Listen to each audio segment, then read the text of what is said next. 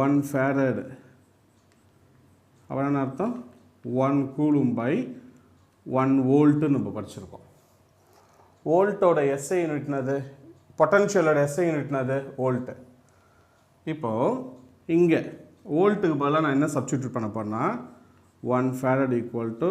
1 coulomb by இங்கே என்ன எழுதலாம் work done எழுதலாமா work done by charge தான் இங்கே பொட்டன்ஷியல் போன கிளாஸில் முன்னாடியே பார்த்துருப்போம் work done W equal to charge into potential இப்போ work done ஓட SI யூனிட் என்னது ஜூல் சார்ஜ்னா கூலும் பொட்டன்ஷியல்னா வோல்ட் இப்போது நமக்கு வோல்ட் தானே இங்கே இருக்குது இதை ரீஅரேஞ்ச் பண்ணால் வரும் ஜூல் பர் கூலும் அதுதான் வோல்ட்டுன்னு அர்த்தம்